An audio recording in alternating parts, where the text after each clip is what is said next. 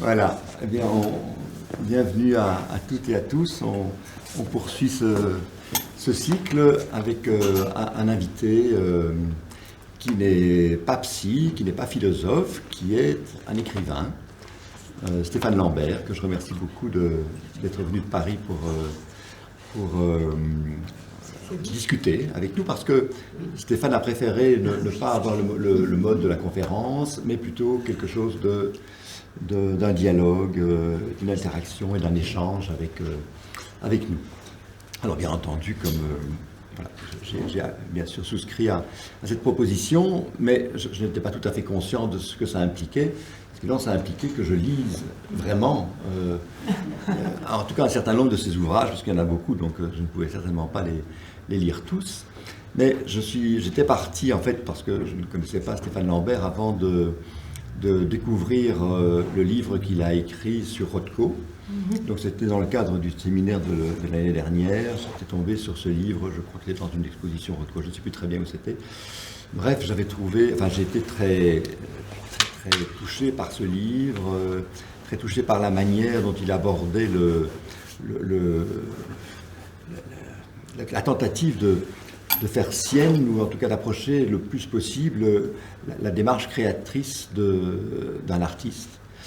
Je trouvais ça assez exceptionnel, et donc je l'avais contacté à cette époque-là et pour voir s'il accepterait de venir faire une conférence, et donc c'est à ce titre-là qu'il est ici avec nous aujourd'hui. Alors, pour peut-être dire un petit peu plus, ceux qui ont peut-être eu la curiosité de regarder sur Internet, mais donc il est belge d'origine, si je peux dire, établi à Paris depuis quelques années.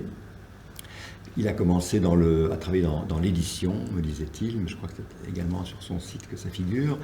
Et il a écrit dans 3 grands registres, on pourrait dire, celui de la poésie, celui des romans et celui des essais, enfin je qualifie ça comme tel, d'essais sur des artistes et leur œuvre. Alors, ce sont des livres qui ont comme caractéristique d'être assez minces, écrits pas trop petits, ce qui veut dire qu'ils paraissent comme ça des livres dans lesquels on peut rentrer relativement facilement. Après Rothko, j'ai beaucoup aimé son essai sur de Staël. Et puis alors il y en a d'autres, il y a Spilart, il y a assez récemment Goya, il y a Paul Klee, il y a un essai sur Monet. Il a eu la gentillesse de m'offrir, j'espère que je l'ai là, mais oui, voilà, son dernier né qui est Tout est paysage. Donc là c'est Monet, Twombly, Klee, Tapies, Musique, Mondrian, Morandi, Staël. Voilà, donc c'est un...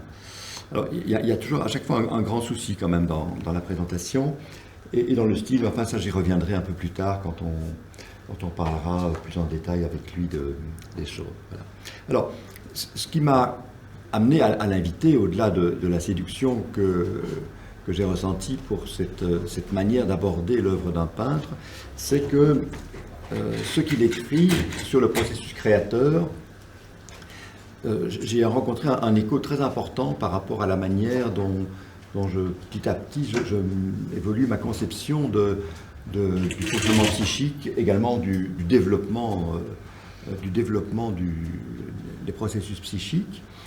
Alors partant de l'informe, alors vous avez compris que les sortes d'étapes que moi je vois dans le développement, et aucune étape ne remplace l'autre. C'est des étapes simplement parce que ce sont des processus qui se développent effectivement sans doute successivement, mais en même temps qui, pour moi, tous coexistent. Et donc, pour moi, on part l'hypothèse, c'est qu'on partirait d'un fond informe, à partir de quoi, petit à petit, des choses viendraient se mettre en place et qui seraient d'abord de l'ordre de phénomènes assez larges, du genre des ambiances dont on a parlé la fois dernière à propos du livre de Bruce Bégou, mais des ambiances, des lumières, donc tous ces phénomènes qui ne sont pas véritablement des choses, comme dit Bégou, mais qui quand même sont sensibles et qui organisent donc notre premier rapport à un monde qui n'est plus entièrement non différencié, mais qui déjà se différencie sans devenir déjà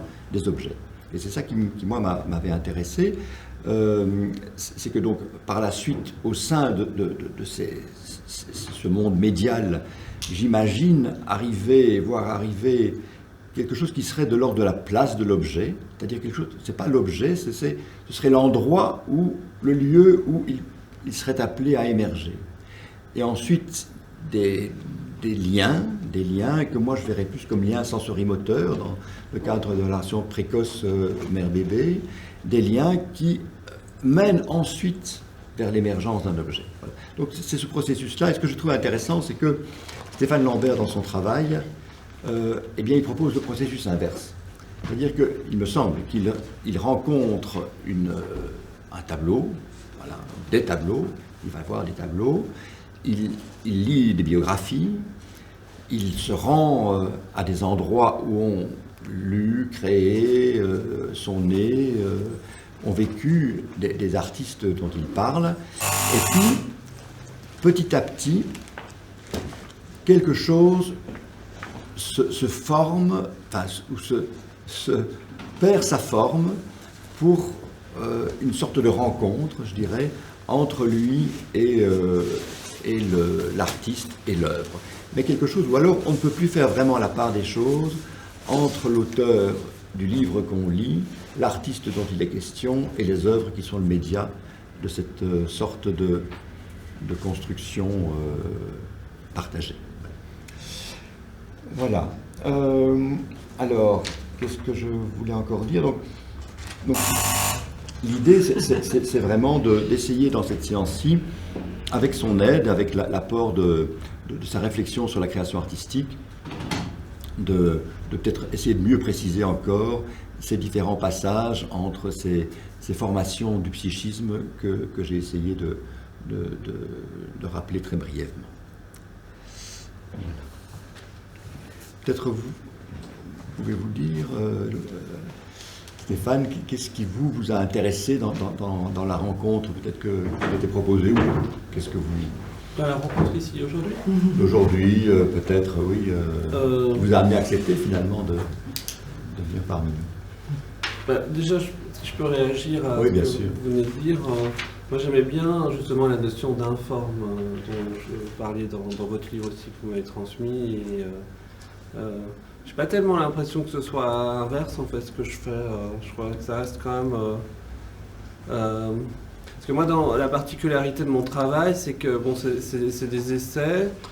Bon, c'est difficile à définir d'ailleurs. Je pense que ça répond pas vraiment à une case préexistante dans un genre littéraire. Ça mélange plusieurs genres littéraires, ça combine ou ça se donne les moyens de plusieurs genres littéraires pour exister. Et sa caractéristique, c'est que c'est pas une démarche scientifique ou de biographe qui essaye justement de partir de quelque chose de préexistant. Moi, j'essaie de retrouver le même inconnu que celui auquel s'est confronté le créateur, en fait. Qu'on ait ça en commun, en partage. Et je pense que c'est ça qui m'a attiré d'ailleurs vers le sujet de mon livre. Et donc j'essaie de rester à un stade de l'informe quand même, de ne pas être mis sur des rails par des éléments biographiques ou critiques qui orienteraient. J'essaie de vraiment repartir en fait, de rebâtir un monde en fait à partir, même si c'est sur une vie qui a déjà été vécue, une œuvre qui a déjà été faite. J'essaye de revenir à la matrice de cette aventure qui a été la création de... Donc en fait c'est plus des livres sur la création que sur les artistes eux-mêmes en fait. C'est plus essayer de trouver, de me placer dans ce mouvement, mais ça je pense que vous allez en parler après, le mouvement de la création, et en fait nos deux mouvements s'épousent. Et d'ailleurs, dans le processus qui précède l'écriture de mes livres, alors parce que évidemment, quand on écrit sur un artiste ou sur un écrivain, parce que je fais des livres sur des écrivains dont Herman Melville et Samuel Beckett, il faut quand même effectivement un fond documentaire précis, en tout cas pour les éléments qu'on traite, enfin, et même une connaissance assez intégrale du parcours pour savoir où on va pouvoir travailler dans des zones un peu propres à l'investigation, à l'exploration, où il n'y a pas eu vraiment encore trop d'éléments exhumés. Et donc j'essaye, quand je fais ce travail de recherche, de ne pas aller trop loin, en fait. D'ailleurs, en général, j'essaie de ne pas lire les biographies, normalement. Je lis plutôt les chronologies que les biographies pour avoir que des faits factuels, enfin juste des éléments, et pas l'interprétation du biographe, parce que le biographe, il est déjà dans une reconstruction, et que je pense en plus faussée. Enfin, j'ai toujours été assez critique. Enfin, j'aime la biographie, mais je pense qu'on doit savoir que la biographie est un leurre, que c'est une invention, c'est reconstruire une vie telle qu'elle n'a pas été, en fait. Donc il y a déjà énormément de partis pris dans une biographie, et donc j'essaie d'éviter les biographies, les essais critiques, tout ce qui pourrait orienter en fait ce travail de reconstruction à partir de l'informe que vous évoquiez, donc, mais tout en étant assez rigoureux et strict sur les éléments que je mets en scène. S'ils sont vrais, j'essaie de pas...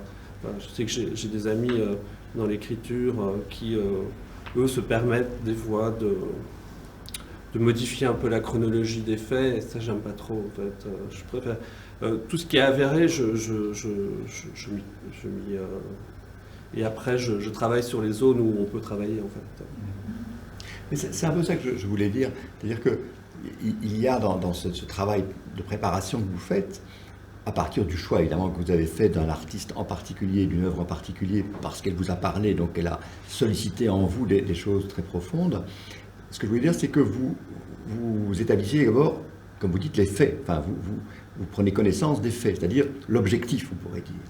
Et puis votre démarche dans la suite de la construction du livre et de la préparation, de tout ce travail de préparation du livre, c'est justement d'essayer, à partir de ce fond objectif, de ces éléments objectifs plutôt, de trouver le moyen d'aller à la rencontre de l'artiste et de l'œuvre, à la recherche du processus créateur, dans quelque chose où justement toutes ces balises objectives deviennent simplement une sorte de mémoire presque implicite de quelque chose qui devient presque intemporel, qui est plus qu'une rencontre, qui est une sorte de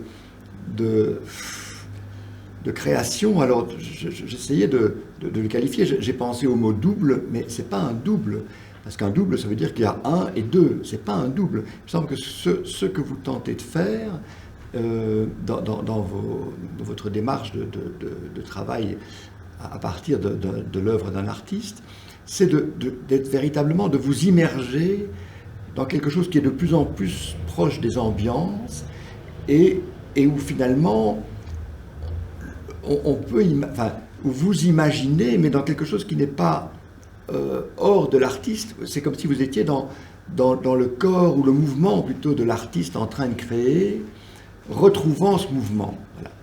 Et moi, c'est ça que je voulais dire, d'aller donc de le plus objectif vers le plus, mais un subjectif qui n'est pas justement un objet qui regarde un sujet et qui a un avis, comme le biographe construit une histoire, mais qui tend, sans prétendre du tout à une objectivité à ce moment-là, à retrouver en vous quelque chose de ce mouvement que vous sentez avoir pu joindre en travaillant tous ces éléments. C'est plus ça que je voulais. Oui, mais ça c'est assez vrai. Je trouve qu'il y a une forme, dans l'écriture, il y a une forme d'acting, en fait. Avant de vouloir écrire, je voulais être acteur. Et je trouve qu'il y a une forme, par le biais de l'écriture, on entre vraiment dans son sujet. Bon, alors évidemment, ça reste intérieur, mais on le vit de l'intérieur, complètement. Ça devient... c'est assez périlleux d'ailleurs, parce qu'on doit s'isoler pour le faire, et on commence à construire une bulle autour de soi pour vraiment s'immerger dans dans cette proximité avec le créateur, au point qu'effectivement, des fois, il y a des zones. Hier, je vous parlais de la famille Stahl, avec qui je suis en bonne relation depuis que j'ai fait le livre, parce qu'ils ont beaucoup aimé mon livre. Et ils disaient qu'il y avait des zones comme ça, des fois, d'interférence entre mon écriture et ce que. Et Nicolas de Staël, donc.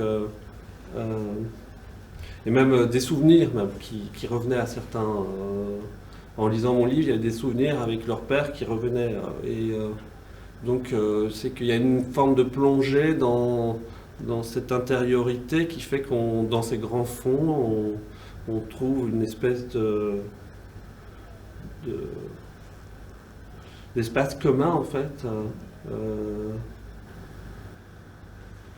Il semblait qu'il y avait une certaine parenté avec la démarche psychanalytique, c'est-à-dire que j'avais le sentiment vraiment que on rencontre une personne et puis voilà, il y a les éléments de sa biographie, ce qui nous amène comme motif pour lesquels il souhaite consulter, et puis petit à petit il y a ces espèces de plongées dans des niveaux où finalement il y a de plus en plus d'un mélange finalement indiscernable entre ce qui vient de la personne qui consulte et ce qui vient de l'analyste qui la reçoit, et où quelque chose devient presque ce que de Musan va appeler une chimère, c'est-à-dire véritablement une sorte d'être indiscernable entre l'un et l'autre, et qu'on arrive à cela. C'est difficile pour moi d'avoir le regard extérieur.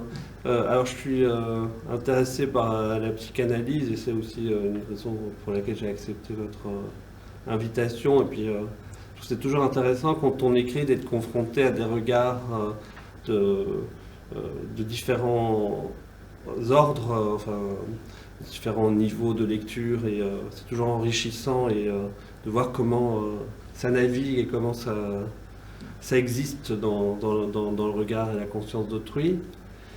Et mais j'ai pas la capacité d'avoir cette lecture-là en fait de ce que ça crée en fait.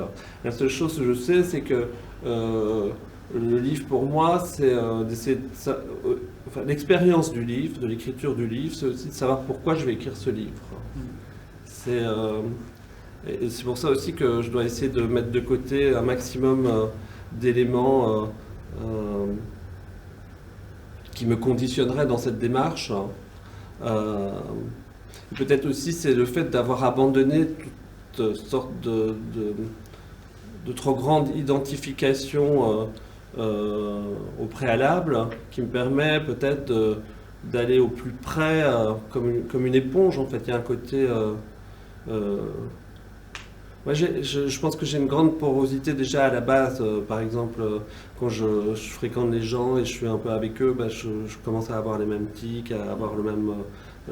Donc j'ai l'impression qu'il y a ce phénomène qui se passe dans l'écriture. Vu que, comme aussi pour les artistes sur lesquels je travaille, j'étais, en plus du travail documentaire, il y a le travail d'imprégnation de leur œuvre. Et donc...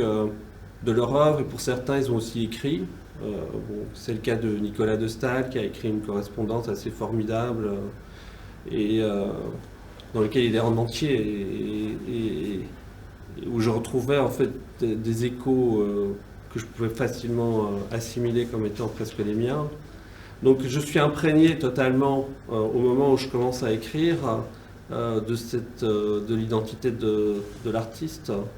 Donc c'est difficile pour moi de savoir exactement de quelle manière ça fonctionne. Alors, parce que je veille aussi à ne pas comprendre. D'ailleurs, il y avait une phrase de Beckett que je cite à ce propos qu'il faut toujours éviter à un moment quand on est créateur de passer cette ligne de comprendre ce qu'on fait en fait. La raison pour laquelle on le fait, elle est là, mais elle n'est pas révélée. Mais elle est là comme moteur qui nous pousse. Et donc, moi, je pense que c'est ce qui fait aussi la singularité de mes livres, c'est que d'une certaine manière, j'avance au même rythme que le lecteur. Hein. Puisque moi-même, quand je pars dans mon livre, je vais dans la même aventure. Je sais pas, c'est le livre qui va répondre à la question de savoir pourquoi j'écris sur ce sujet. Et donc, ça crée une espèce d'enjeu supplémentaire en plus du sujet que j'appréhende.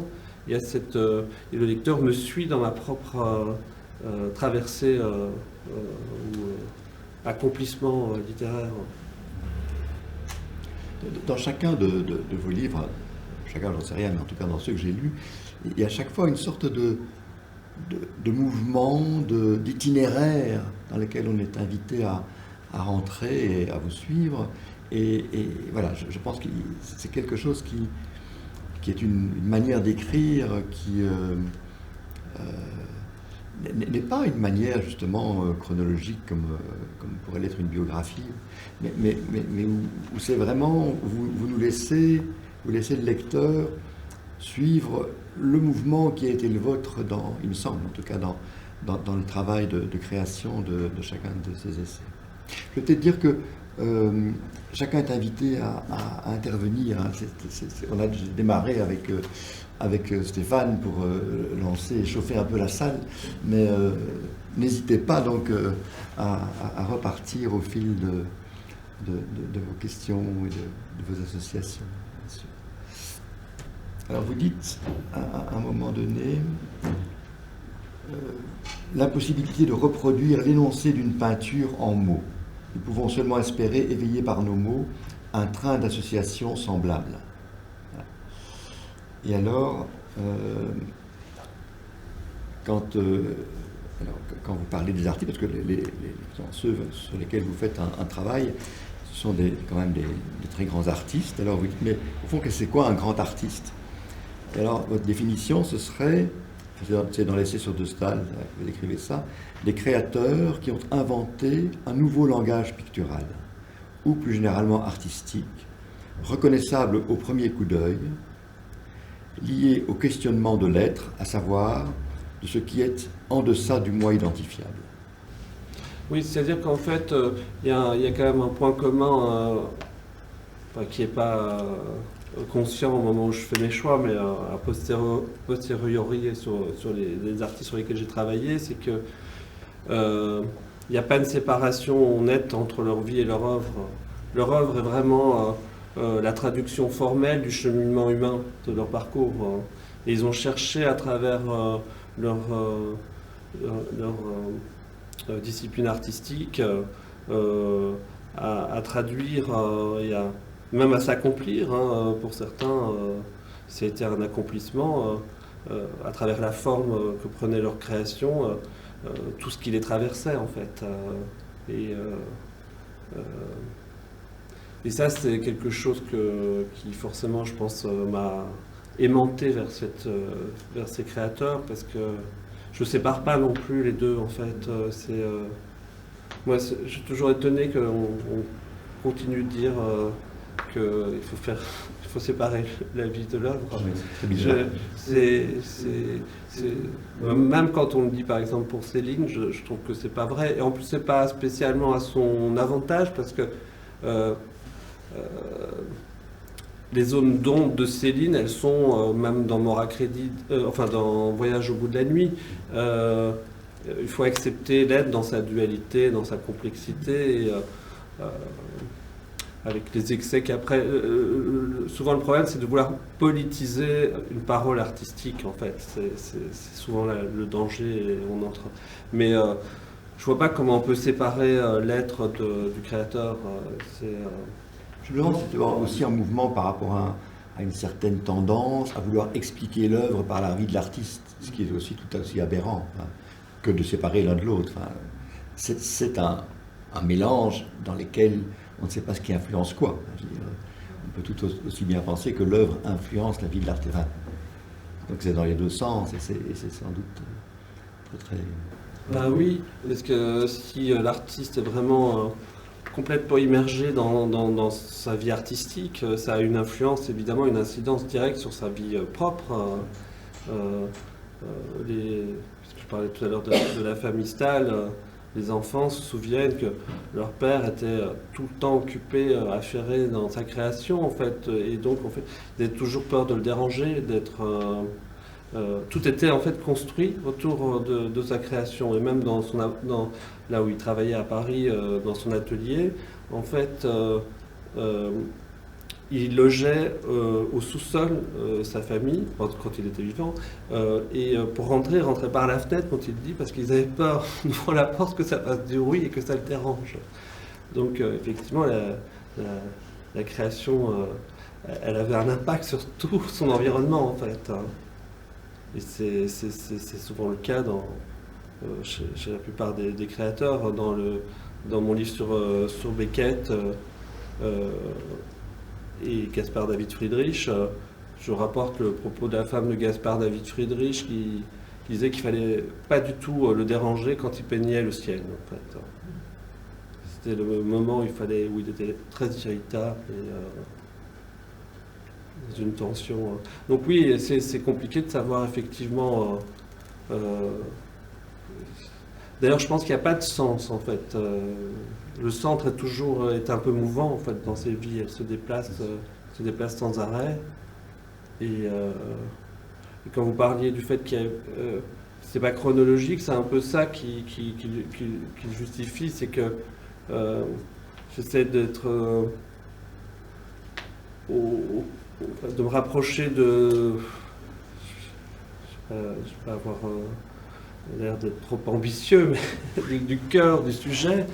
Et le cœur du sujet, c'est pas dans l'ordre du parcours, mais il est un peu dispersé. C'est quelque chose de chaotique en fait aussi.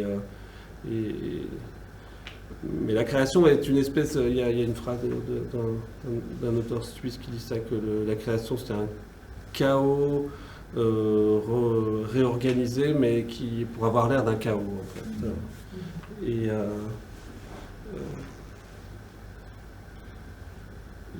j'essaie surtout de me rapprocher aussi de la sensation du vivant en fait.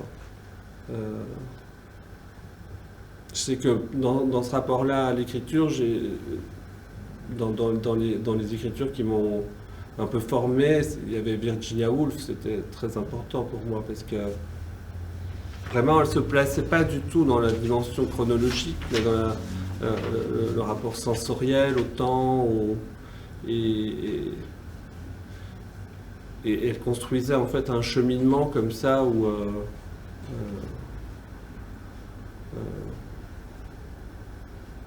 oui, c'était de fabriquer des sensations du vivant en fait, qu'elle organisait dans son récit et qui me semble assez correspondre davantage, parce que forcément c'est un artifice, mais qui correspond davantage à notre propre perception des choses en tant qu'être vivant. Mais j'ai l'impression que, en lisant certains de vos essais, j'ai eu l'impression que dans ce mouvement que vous essayez de réussir, au fond, d'entrer pratiquement comme dans la peau non pas dans la peau de l'artiste, enfin, au cœur même, comme vous disiez, de ce mouvement créateur, que quand même, ça présentait un certain risque. C'est-à-dire qu'à plusieurs reprises, dans certains de vos livres, vous dites quand même que vous avez le sentiment de rencontrer un mouvement de dépression très profond qui vous semble venir comme en écho de ce que vous pouvez penser qui animait l'artiste à ce moment-là, et que vous-même pouviez retrouver en vous-même, ou dans certains moments que vous avez pu traverser, et que donc ces moments-là, c'est des moments à la fois qui sont extrêmement riches, mais qui d'un autre côté quand même sont à la fois la recherche de la vie, mais dans lesquels le risque de la mort est aussi présent. Donc c'est pas univoque, c'est vraiment, et c'est pour ça aussi que je faisais le parallèle avec un travail psychanalytique, c'est que je trouve qu'il y a un engagement là-dedans extrêmement personnel et profond qui comporte aussi un risque. Oui, c'est vrai. D'ailleurs, je vous disais aussi hier, désolé de me répéter pour vous, mais j'ai toujours une angoisse à aller vers l'écriture. C'est pas une aventure commune, c'est pas quelque chose. Et effectivement, à la fois, on se rapproche de la force de vie, mais aussi des pulsions de mort de son sujet, qui sont les mêmes que celles qui nous traversent. Donc on va se mettre en danger en se rapprochant de. Et d'ailleurs, les artistes sur lesquels j'ai travaillé, pour certains, ils ont vacillé, ils sont. Et en même temps, ce qui est étrange, c'est qu'au départ, c'est quand même ce vacillement, enfin c'est même plus qu'un vacillement pour certains, c'est ce vertige dans lequel ils se sont noyés. C'est ce qui m'a attiré aussi, en fait, c'est ce qui m'a aussi rassuré dans l'attrait que j'avais pour eux, parce qu'il y avait quelque chose que je ne pouvais pas partager par ailleurs. Dans d'autres formes de relations, dans les relations sociales, humaines, habituelles, que je peux partager dans le travail de l'écriture avec ces sortes de frères de création. Et donc, on se rapproche.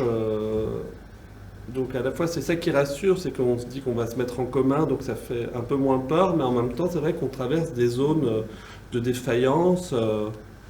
Et surtout, comme je l'ai déjà dit, qu'on doit se mettre à l'écart pour le faire. Donc on n'a pas de garde-fou si ce n'est soi-même, en fait. Je vais reprendre peut-être... Oui, peut-être pour Stéphane, qui ne nous connaît pas du tout, dire le nom et puis peut-être ce qu'on fait. Psychanalyste et choriste. Et choriste. Quand même. C'est important parce que le chœur pianiste. Non, je dois d'abord vous dire que je n'ai rien lu de vous et que j'ai découvert votre existence ce matin en regardant un petit peu qui vous étiez. Et je pensais à ce que Jean-Paul disait effectivement de ce que sans doute chacun de nous sent, comme ça peut être proche de ce qu'on peut vivre parfois en séance, avec vos patients, cette proximité qui nous fait découvrir aussi parfois des choses de nous-mêmes. Moi j'étais très frappée aussi que vous disiez que vous vouliez être acteur, parce que j'ai fait beaucoup de théâtre longtemps, et je trouve qu'il y a quelque chose aussi là-dedans de quand on est acteur et qu'on s'identifie comme ça au rôle, et puis ça peut au personnage, à l'histoire. Et au début, comme je n'ai rien du tout, les 3 premières minutes où vous parliez, maintenant j'entends différemment, mais ma première impression, ma première association qui m'est venue, c'est de me dire, tiens, mais est-ce que cet homme, il écrit sur les œuvres, est-ce qu'il écrit sur les artistes, ou est-ce qu'il écrit sur ce que l'artiste et l'œuvre a fait sur lui? Voilà. Et donc, je pense que c'est un peu tout en même temps. Voilà. Ah oui, non, mais de toute façon, c'était le point de départ de mon écriture. C'est-à-dire que le livre que je vous ai offert hier, il y a la réédition de mon premier texte sur un artiste qui était celui sur Monet en 2007, je crois. Et c'est vraiment parti d'une épiphanie devant une œuvre de Monet à la Fondation Bayler. D'ailleurs, je le raconte dans le texte. Que ce que j'ai ressenti alors, enfin, c'était pas non plus... j'avais déjà une histoire avec l'art avant, hein, c'était pas un truc qui arrivait vraiment par hasard. Mais la confrontation avec cette œuvre, les différents éléments que je savais sur l'œuvre quand elle avait été faite dans le parcours de Monet, la manière dont elle était exposée ce jour-là, sans doute la disposition dans laquelle j'étais ce jour-là, toutes sortes de choses qui a fait que, en voyant ce livre, ça a été une évidence en voyant ce tableau, pardon, c'était une évidence qu'il y avait un livre en fait. Pour moi, il y avait... Et d'ailleurs, c'est un texte que j'ai écrit assez vite, alors que maintenant je suis assez laborieux, ça prend du temps. Et là, c'est un texte qui a été écrit assez vite et que d'ailleurs à l'époque, j'étais publié à l'édition de La Différence, qui n'existe plus. Et Colette Lambrix, qui devait publier normalement un roman de moi, je lui avais fait lire ça. Elle a été tout directement emballée, elle l'a sorti tout de suite. Donc il y a une espèce comme ça d'évidence qui s'est passée à partir effectivement de cette épiphanie. Et donc le point de départ, c'était vraiment ça, c'était essayer de comprendre pourquoi j'ai été touché à ce point par cette œuvre et d'aller oui, dans cette... de savoir pourquoi les œuvres... j'ai toujours pas résolu cette question, hein, ça reste quand même toujours énigmatique, mais c'est quand même souvent le point de départ de mes livres sur les artistes. C'est qui... Ça peut être le point de départ. Je veux dire que cette espèce d'évidence, je vais vous faire une confidence qui n'est pas une confidence, mais qu'à 16 ans, j'étais une adolescente assez dépressive et un peu enfermée. Et j'ai lu, je le dis parce que j'ai lu Beckett et Henri Michaud. Et puis, c'est devenu une évidence. Et après, j'ai lu un peu Freud. Et c'était, à 17 ans, c'était une évidence que je ne pouvais être que psychanalyste. Parce que Beckett, mais pas du tout pour soigner les gens, tout ça. Parce que Beckett, et parce que Michaud, et vous parliez du centre, et tout ce que Michaud peut dire sur le centre qui n'est pas au centre, enfin voilà. Donc il y a comme ça une évidence qui fait qu'on si j'avais su, je ne sais pas si j'aurais pas fait autre chose, hein, mais voilà, où on n'a pas le choix, je trouve. Et peut-être que dans votre acte d'écriture, c'est un peu la même chose. Qu'on est pris comme ça par quelque chose, et voilà. Après, il faut faire plein de choses. Ce qu'une œuvre d'art pouvait, comme ça, devenir comme faire de nous, ou nous faire faire quelque chose très immédiatement. Même si on reconstruit après autrement. Oui, parce que les œuvres d'art sont vraiment chargées de tout ce qui va en plus après nous faire voyager dans nos vies. Elles sont elles-mêmes chargées de tout ce qui a fait voyager leur auteur pour faire cette œuvre. Donc il y a une rencontre qui se passe, médiatisée par l'œuvre, mais entre... C'est pour ça qu'en écrivant à partir de sa propre émotion, je pense qu'on finit quand même par percer cette espèce d'écran entre soi et l'autre et à passer de l'autre côté, en fait. Mais c'est vrai que c'est un travail... moi, chaque fois, j'ai un peu de vertige avant quand je sais que ça va être le moment le plus intense de l'écriture. Surtout au début, parce que dans les premiers jours, c'est un peu comme une ascension, on doit monter, c'est très pénible, on doit se pousser chaque jour à avancer, parce qu'on sait qu'on va être effectivement confronté à des passages difficiles, pas seulement au niveau de la formulation de l'écriture, mais parce qu'on va passer par des moments difficiles de son sujet, auxquels on va devoir se confronter, et donc on doit un peu se pousser, puis alors à un moment, je sais pas tout à fait le déterminer au niveau du temps, mais on arrive au sommet, et alors après c'est un vrai bonheur, c'est comme une espèce de dévalement, ça se dit, dévalation. Et donc c'est le sujet qui nous pousse, on est pris dans le mouvement du... Mais donc dans un premier temps, il y a quand même quelque chose de désagréable. Mais moi, j'ai été frappée que vous y alliez justement désagréable, que vous vous laissez imprimer par le peintre, par l'artiste, et que c'est un peu comme une nécessité. Moi, je n'ai lu que celui-là, donc Goya, et je trouvais que, pour faire encore le lien avec la psychanalyse, je suis psychanalyste aussi, et donc on avait un peu l'impression quand on vous lit, enfin moi j'avais l'impression que vous vous laissiez, peut-être par une certaine nécessité, peu importe, imprimer par ce que l'œuvre provoquait sur vous, non seulement l'œuvre, mais l'artiste, sans savoir justement puisque vous ne pouviez pas approcher la biographie comme telle, mais plus savoir qui il est au travers de ce qu'il laisse passer. Oui. et vous vous laissez imprimer par ça. Et même, j'ai cru comprendre que vous aviez une certaine jalousie, envie par rapport à l'artiste, dites-vous, je le dis moins bien que vous, parce que lui arrive à dire des choses... Admiration. Même. Admiration, oui. Et que vous essayez d'être l'auteur de ces peintures, mais, et ce qui retrouve quelque chose qui nous parle, nous, comme psychanalystes, c'est un peu comme si vous faisiez de l'association libre à partir des impressions que vous provoque l'œuvre, mais aussi la personne derrière.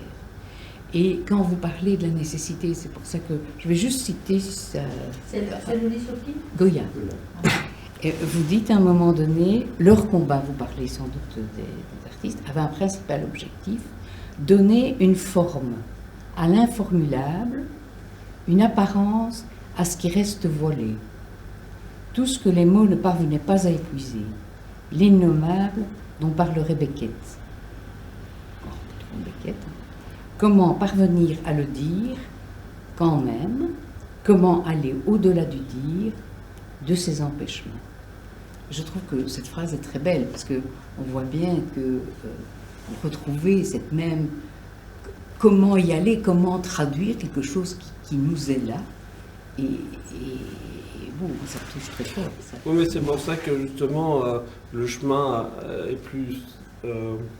est moins effrayant, enfin plus envisageable en passant par son propre ressenti, parce que c'est vrai que de se mettre comme défi d'essayer d'atteindre l'indicible de l'œuvre, ce serait trop terrible comme objectif.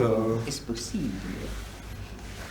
C'est sûr que je considère que les œuvres d'art ont quand même un atout sur l'écriture, donc c'est ce que vous dites. Mais c'est vrai que Beckett, pour revenir à lui, il a quand même défié ça en fait, cette supériorité de l'art sur l'écriture au niveau de l'indicible, en essayant de passer par un mode d'écriture qui ne soit plus descriptif, mais qui fasse sentir en fait, qui soit une traduction de l'avant en fait. Rationalité du langage. Mais en même temps, ça reste quand même un langage qu'il faut quand même connaître pour le lire. Donc la peinture part. Donc ça reste... mais donc... oui, c'est comme ce que je disais aussi dans l'extrait que vous avez lu, c'est qu'on sait d'avance qu'on est perdant en essayant de vouloir traduire l'œuvre dans ce qu'elle dit déjà.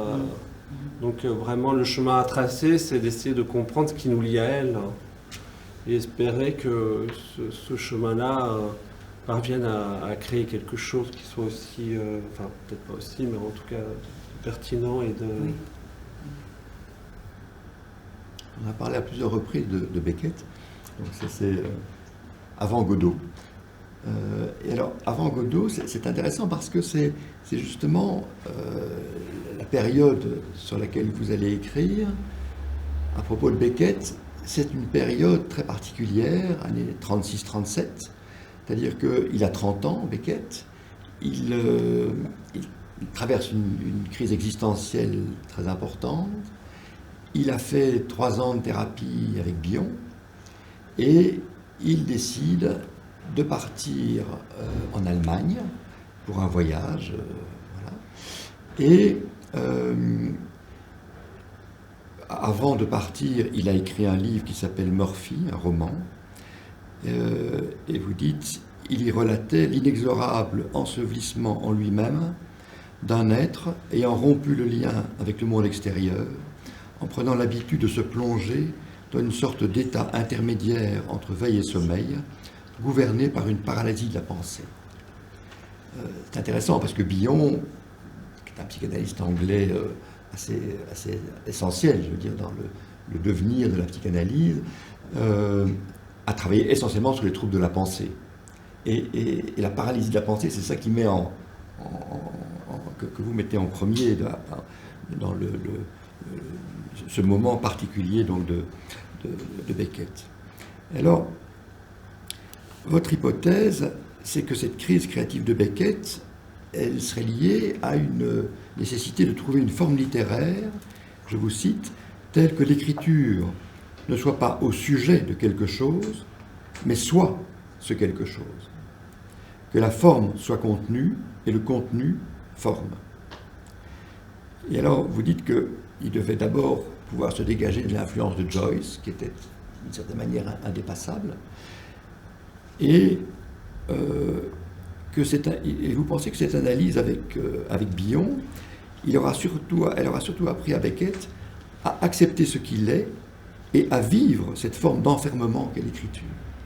Voilà, je trouve ça intéressant comme hypothèse. Alors, bon, ce voyage en Allemagne, c'est pas rien.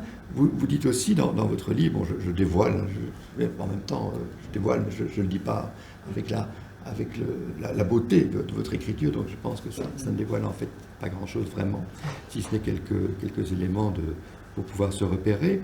C'est qu'avant de partir en Allemagne, il avait travaillé sur un projet de livre d'un philosophe flamand du XVIIe siècle, qui s'appelle Göhlings, je n'avais jamais entendu parler de lui, auteur de 2 livres en latin non traduits, Métaphysique et Éthique, et qu'il avait travaillé beaucoup sur ces livres, et que c'était, à votre avis, une rencontre.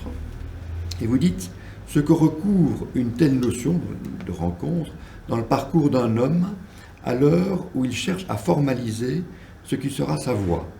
2 dimensions sont essentielles dans une rencontre pour que celle-ci puisse se prévaloir du caractère déterminant que nous lui accordons. Un sentiment de profonde communauté avec l'autre, entre parenthèses, le partage d'une vision, une sensibilité similaire, allié, donc le 2e élément, au pressentiment que l'autre va débloquer quelque chose en soi qui permettra de se réaliser, une reconnaissance de soi, hors de soi, et l'offrande d'une possibilité d'exister. C'est très très beau, et je trouve que ça, à nouveau, ça nous ramène du côté de notre travail à nous. Hein. Je trouve que c'était... Voilà. Et alors peut-être pour relancer un peu, donc ça, ce que vous voyez là, c'est l'atelier rouge de Matisse.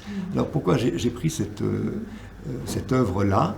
C'est parce que et Rothko et de Staël ont été très très influencés par cette œuvre de Matisse, et ont amené pour l'un et pour l'autre quelque chose d'un moment de pivot dans leur création artistique.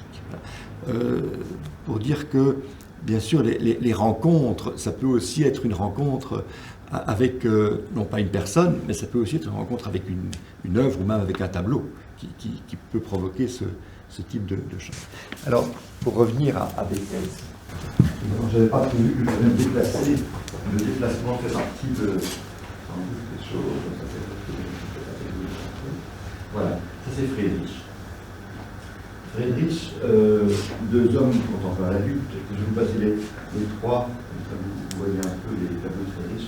Le voyageur au-dessus de la mer de Brume. Et alors ça, j'ai rajouté parce que je l'aime beaucoup, Moine devant la mer. C'est mieux. Et donc, je voulais peut-être juste dire, à partir du livre de Stéphane Lambert sur Beckett, c'est que c'est un livre où il y a c'est presque une enquête. Il part d'un élément d'une biographie importante de Beckett qui pointe un petit signe, un indice qui est l'importance d'un tableau de Caspar David Friedrich. Alors, hier vous me disiez qu'il y avait une confusion entre 2 tableaux, donc je ne sais pas, vous préciserez les choses si ça vous paraît utile, mais donc c'est le 2e dont il était question, c'est le voyageur au-dessus de la mer de Brume. Et alors, vous construisez une scène dans ce musée à Hambourg, donc, où débarque Beckett, c'est la première étape de son arrivée en Allemagne. Il est à Hambourg, il est au musée, et il voit le tableau, donc, qui était le 2e, le pays, donc, un homme de dos devant la mer de Brume. Et puis vous dites, il y a 3 hommes. il y a cet homme du tableau, il y a l'homme qui le regarde, et il y a moi qui regarde l'homme qui regarde l'homme qui est là sur le tableau. C'est 3 niveaux de successifs. Et c'est dans cet espace que vous allez entrer, un espace qui est d'une certaine manière atemporel et également atopique, on pourrait dire. Et vous dites, procédé qui permet à chacun, observant l'autre, de s'effacer dans l'autre, une manière d'atteindre hors de soi en soi, de s'amalgamer à ce qui est vu, de disparaître en tant que sujet au profit d'un objet plus indéterminé, logé dans les grands fonds. Voilà. Alors je trouve ça, vraiment, moi ça m'a beaucoup parlé. Et alors, vous écrivez à propos de Beckett, le tableau lui disait précisément et tacitement 2 choses. Que les mots devaient relever du même pouvoir d'interpellation que l'image, et qu'il lui fallait changer cette dérédiction qu'il ressentait profondément en littérature. Le tableau de Friedrich cristallise une matière en gestation en l'homme, comme l'avait fait la pensée de Göhlings, et lui permet d'entrevoir une avancée dans sa propre recherche, une circulation entre le dedans et le dehors. À la menace clairement ressentie par l'homme de rupture entre soi et soi, de fracture entre soi et le monde extérieur, d'éclatement ou d'implosion des perceptions, le peintre oppose une image conciliatrice qui dépasse la fragmentation du réel, tout en y incorporant les tensions qui le fondent. Le tableau, j'ai coupé des petits morceaux de phrases, hein, ce n'est pas exactement votre écriture. Le tableau, empreint d'une indétermination qui en démultiplie les visions, touche des zones ténébreuses et primitives de l'être, là même où il voudrait lui aussi s'aventurer. Un gisement informe sous l'apparence nette de la raison.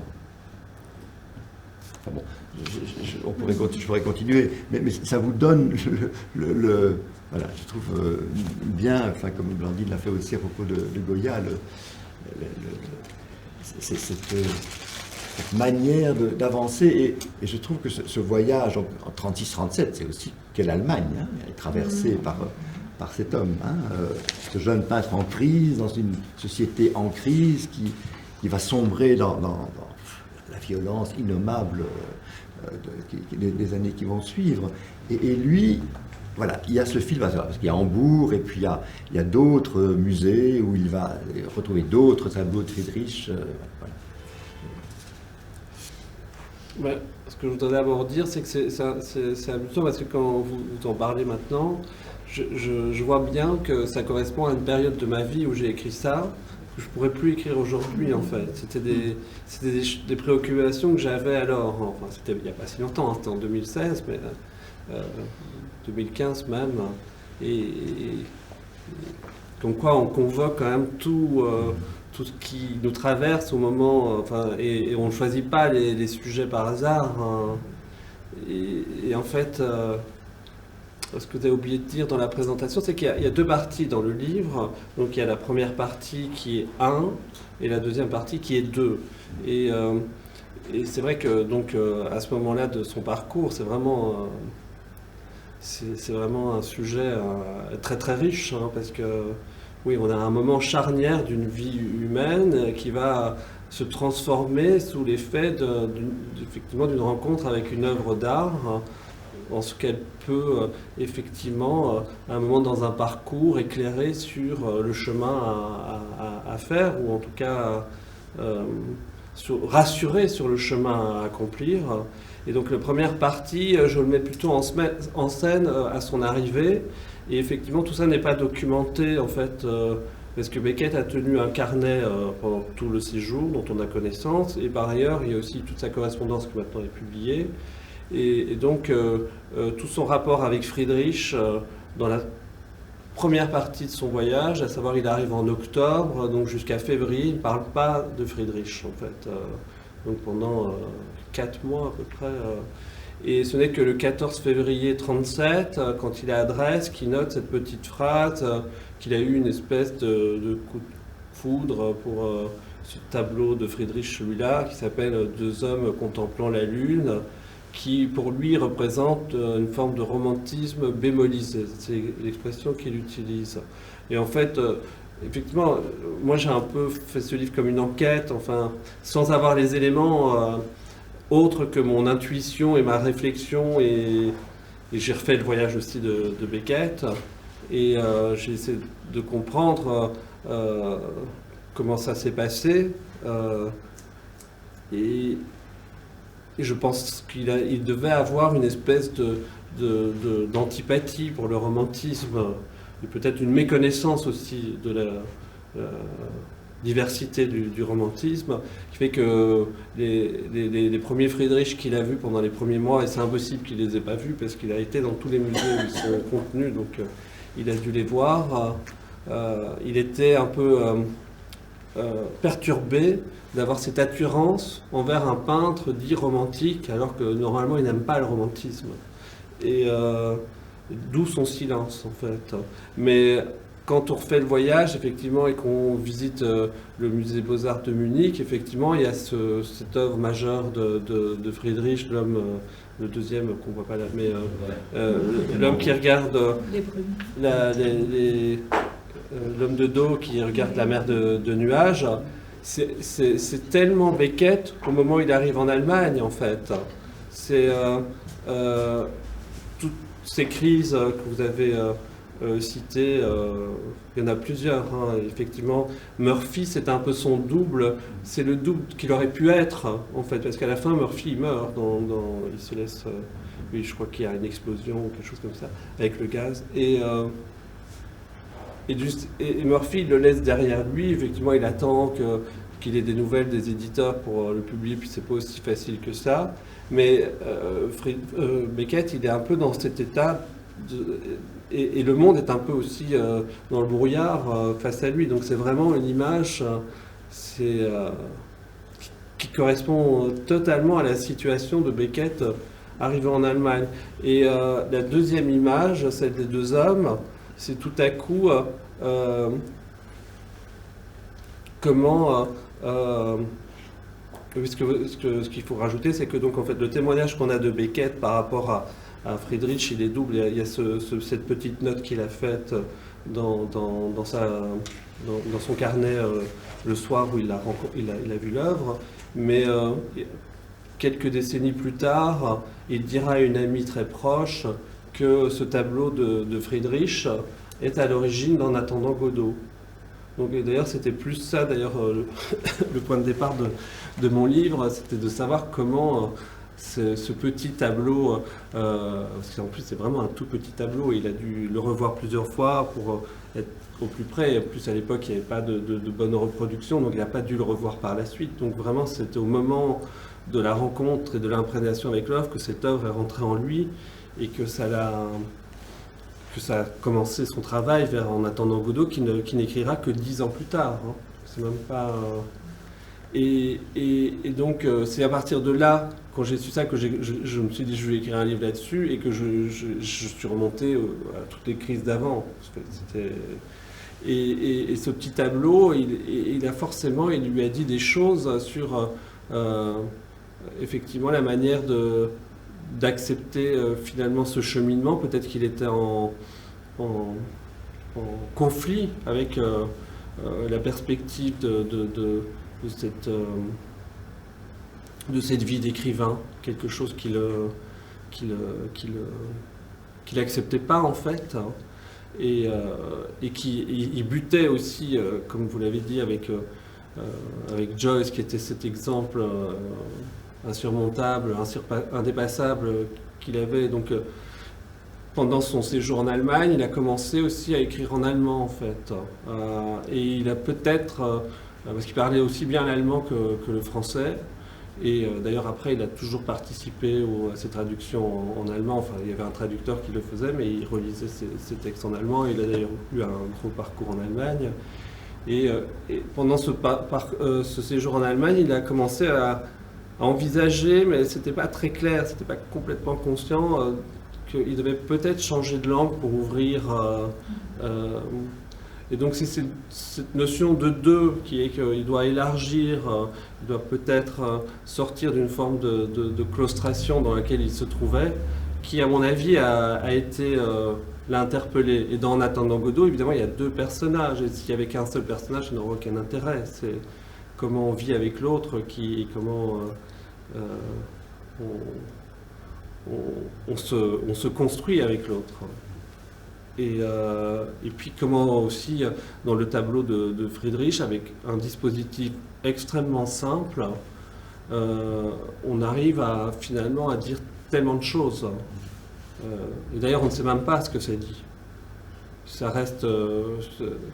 je pense que dans le livre, je fais un moment plusieurs possibilités de... Est-ce qu'on ne sait pas le fait que les gens soient de dos, on ne sait pas non plus s'ils regardent vraiment quelque chose ou s'ils ne regardent rien. Et donc il y a une espèce d'indétermination du motif. On ne sait pas quel est le motif finalement des œuvres de Friedrich. Par un processus extrêmement, enfin une composition extrêmement simple. Et donc Beckett, il a été forcément fasciné par ça. Et il s'est dit, c'est ça que je veux faire, comme la philosophie de Göhlings est une philosophie extrêmement simple en fait. C'est une philosophie en fait un peu comme Descartes, enfin c'est entre Descartes et Spinoza, mais encore peut-être plus élémentaire et dont on peut retrouver la trace dans le théâtre de Beckett, dans la pièce, comment ça s'appelle, celle où ils sont enfermés dans... Fin de partie. Fin de partie, voilà. Dans Fin de partie, c'est un peu une mise en forme de la philosophie de Göhlings, dont Beckett aimait bien citer une phrase qui est un peu que la vie humaine, c'est comme si on était sur la proue d'un bateau et que en fait, la seule marge de manœuvre qu'on ait, c'est de passer de l'avant à l'arrière du bateau. Et tout ce qui est autour du bateau, on n'a aucune prise dessus, mais il ne faut pas en souffrir, il faut l'accepter. Il dit, là où tu ne peux rien, garde-toi de vouloir. Et donc c'est ça en fait, la philosophie. Je pense que c'était aussi présent, cette espèce de philosophie dans l'œuvre de Friedrich. Donc je pense que ça a mis du temps après mais il y a eu vraiment un point de bascule. Après, sur aussi la période où ça s'est passé, effectivement, 36-37, il a été effectivement témoin de... parce qu'il est resté chaque fois longtemps dans les villes où il était, Munich, Berlin, Dresde, Hambourg, Berlin, Dresde et puis Munich. Et donc il a assisté en fait au retrait des œuvres des artistes juifs et des artistes dits dégénérés. Ça s'est passé au même moment de son passage. Mais en même temps, c'est compliqué parce que nous, on voit cette période, on sait déjà sur quoi elle va déboucher. Et lui, il n'avait pas forcément cette... et puis, il avait en fait une raison de fuir en Allemagne. Parce qu'effectivement, il était un peu pris dans un étau en Irlande, notamment aussi avec sa mère, qui trouvait qu'il gâchait sa vie, en fait, parce que en fait, Beckett, à 30 ans, en 30, il avait un super poste à Trinity College à Dublin, et poste qui lui convenait pas, il s'y sentait pas... Et donc il a renoncé à tout ça, et sa mère a vu ça comme un énorme gâchis, et en fait elle a été d'une... C'est vrai que là je me suis un peu reconnu aussi avec Beckett. Et donc il devait sortir, il devait faire un bond hors de l'Irlande, en fait, il devait faire un bond hors de tout ce qu'il... Et il a été vers l'Allemagne parce qu'en fait il avait de la famille avant à Kassel. Et il a même eu une histoire d'amour avec sa cousine germaine de Kassel qui était morte en 1936, mais c'était un endroit où il allait se réfugier à un moment de sa vie à Kassel. Et donc je pense que c'est un peu ça qu'il a tout à coup. Et puis peut-être le fait qu'à ce moment-là il parlait peut-être mieux l'allemand que le français. ça lui semblait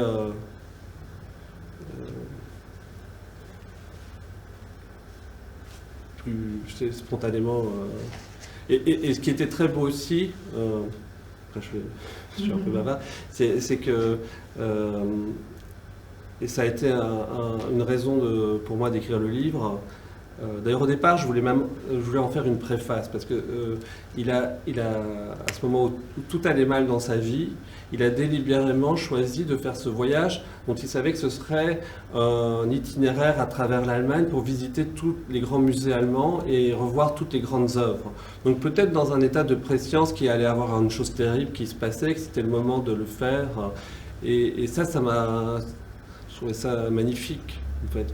Que quelqu'un, à un moment dans sa vie où il est face à un mur qu'il doit franchir, que son instinct le pousse à essayer de trouver une solution en allant voir les œuvres d'art. Et après, je me suis rendu compte que c'était bien plus qu'une préface, c'était un sujet. Mais j'ai beaucoup aimé faire ce livre, et même si ça a été parfois difficile. Parce qu'écrire sur Beckett, c'est pas facile. C'est un très beau livre, en tout cas. Et enfin, j'ai beaucoup aimé. Alors, peut-être aussi dire que la manière dont vous entrez, il me semble, dans le corps de ces œuvres, c'est que le voyage a une place importante, il me semble.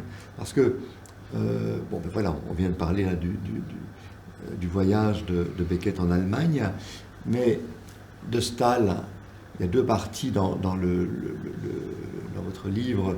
La première partie, c'est un trajet en voiture que fait de Stahl, très peu de temps avant son suicide, de Paris où il a été voir deux opéras, un de Webern, et il fait le trajet probablement de nuit vers Antibes, où à ce moment-là il peint en résidence dans un petit château comme ça qui s'appelle le Graillon, je crois que c'est ça.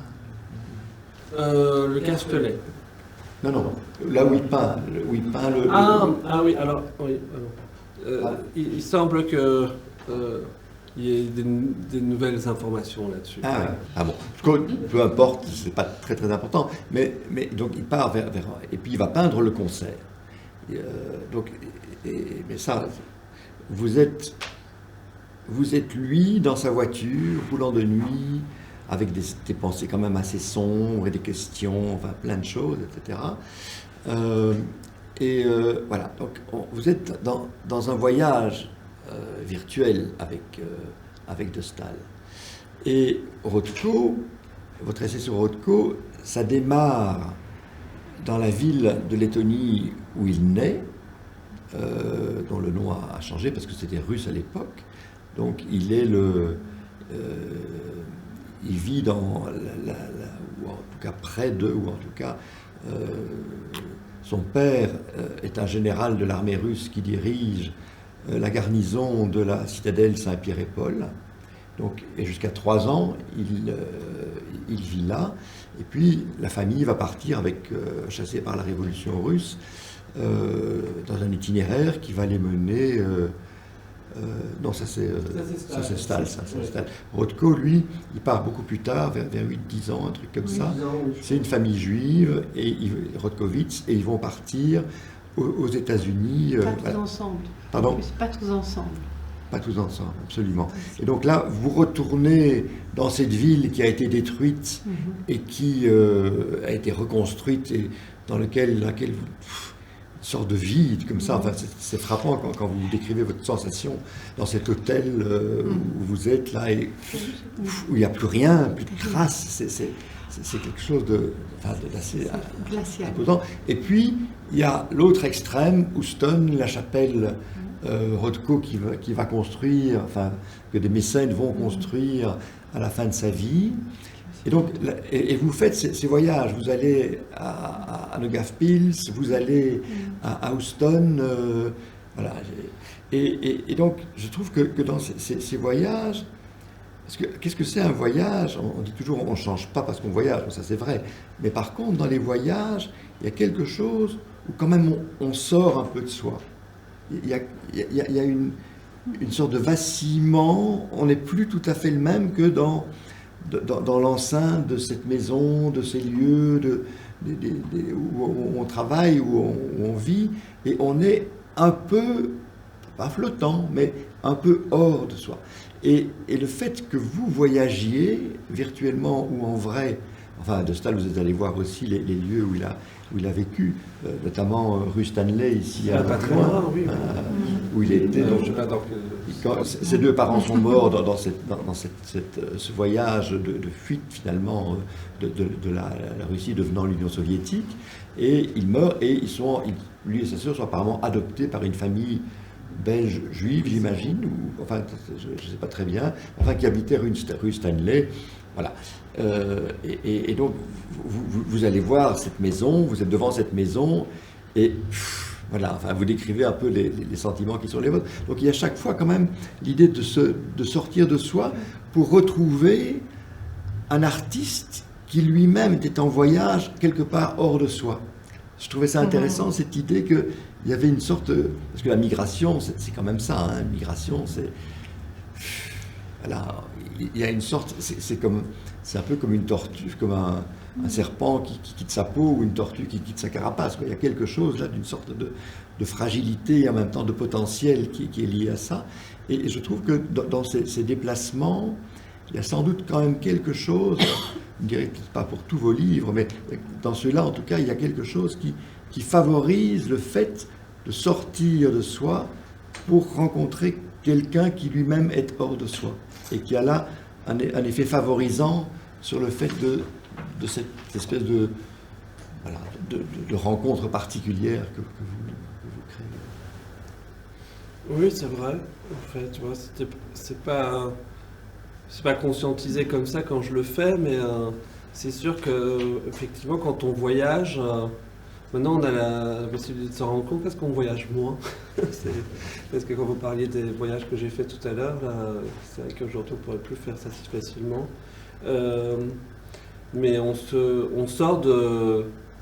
donne la possibilité d'aller vers l'autre en fait, et de sortir de sa propre identité culturelle, et de se confronter ou même de se rapprocher ou d'intégrer d'autres perceptions. Mais c'est vrai qu'en fait, quand je suis allé à Daugavpils, c'était assez étonnant parce que j'y suis allé j'avais d'abord vu un documentaire sur Mark Rothko qui montrait un univers de petites maisons en bois de l'époque de Rothko où la famille allait vraisemblablement passer les week-ends.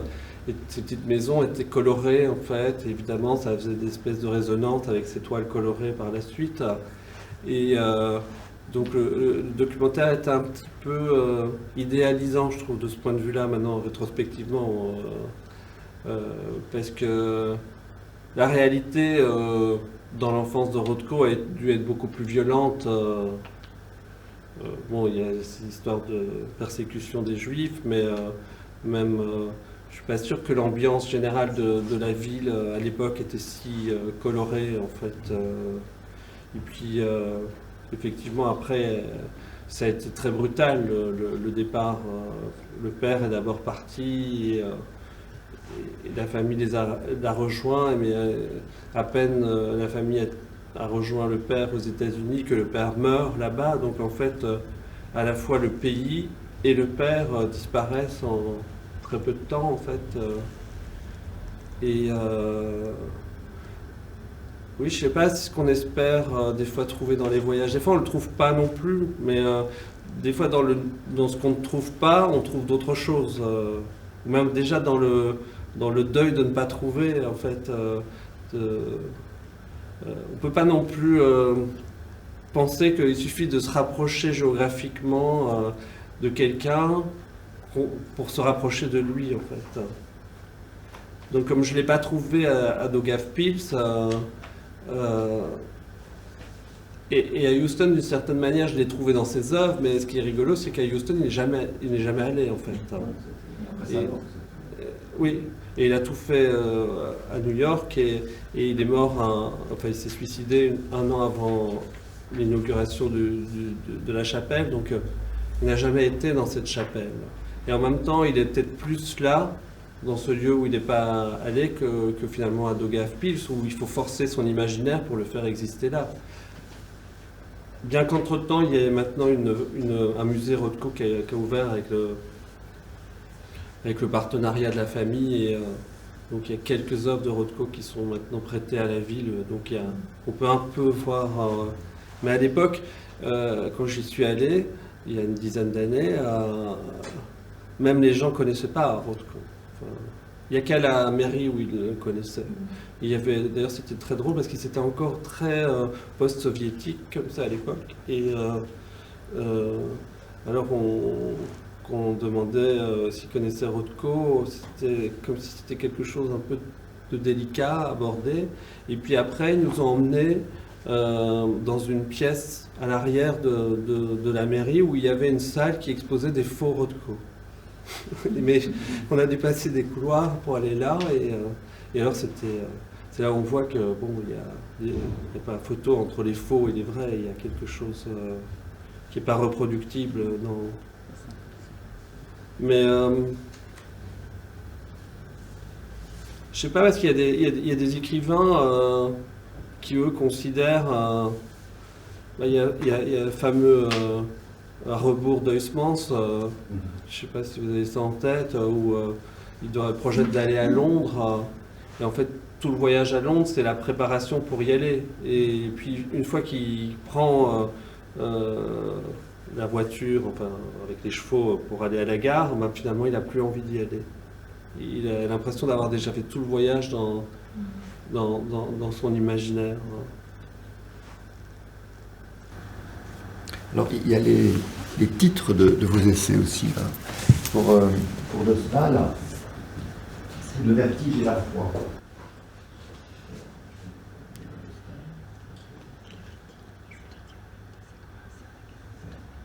Donc, en fait, cette dernière période de la vie de Staël, il peint d'abord la grande cathédrale, on en parlait, et ensuite le concert. C'était deux derniers tableaux. Mais ça, c'est un tableau immense. Je ne sais pas si des gens l'ont déjà vu ici, mais c'est monumental. Il est toujours dans ce lieu, d'ailleurs. Oui. Alors, c'est très intéressant parce que le vertige et la foi, ce que vous en dites, c'est... j'ai plus dit la citation. Et tu as le tableau de Le vertige et la foi? Non. C'est le titre du livre de Stéphane Lambert. Et ce que vous dites, c'est que il y a, à propos de Staël, qu'il y a cette sorte de double mouvement, ou de, je ne sais pas comment le qualifier, mais qui aurait d'une part cette nécessité de sortir de soi, mais jusqu'au point d'une sorte de risque de chute, de perte de l'équilibre, de dissolution pratiquement, que ce serait nécessaire pour l'acte créateur, mais que bien évidemment ça ne suffirait pas, et que l'autre versant, le mouvement complémentaire qui ferait la création, ce serait la foi. Et voilà, et que pour vous, chez De Staël, il y a constamment cette sorte de double mouvement, mais que vous dites peut-être qu'à la fin, il ne reste plus que le vertige, la foi a disparu, quelque chose comme ça. Non, c'est-à-dire que je pense qu'il faut la conjonction des deux, en fait. Et c'est vrai que si l'un disparaît et qu'il ne reste que l'autre, c'est problématique. Mais le vertige, en fait, j'entendais pas ça de cette manière-là, moi. En fait, j'entends ça comme une sorte de faille, de déséquilibre initial sur lequel on doit bâtir toute vie, en fait, et qui, pour ces créateurs-là, et pour revenir à ce que vous citiez au début sur les grands créateurs qui inventent une forme, elle est effectivement présente biographiquement, mais aussi dans leur manière d'avoir perçu ces origines compliquées sur lesquelles ils ont dû se dresser et construire leur parcours et leur œuvre. Donc le vertige, c'est plus ça, cette espèce de faille constitutive de leur être, à partir de laquelle ils vont créer, et la foi, c'est ce qui va les pousser à faire quelque chose de ça. Cette chose qui devrait les abattre, la création fait qu'ils en font quelque chose qui va les faire survivre et même les faire devenir créateurs. Et il faut la conjonction des deux. Il y a à la fois une vulnérabilité récurrente chez tous ces créateurs et à la fois une grande force quand vous voyez la manière dont ils ont, l'énergie qu'ils ont dépensée pour mettre en forme cette création en fait. Et ça c'est assez frappant moi c'est quelque chose qui me fascine. Mais d'une certaine manière, c'est le mouvement même de la création, même, je veux dire, du vivant, de l'univers, qui se bâtit sur ces deux forces qui se complètent. Une force à la fois destructrice et une force créatrice. Et si un des deux pans lâche, c'est soit une forme de radicalisme pour la foi, ou soit la dépression si c'est le vertige qui prend toute la place. Vous voulez un verre d'eau? Non, j'ai ma petite bouteille. Mais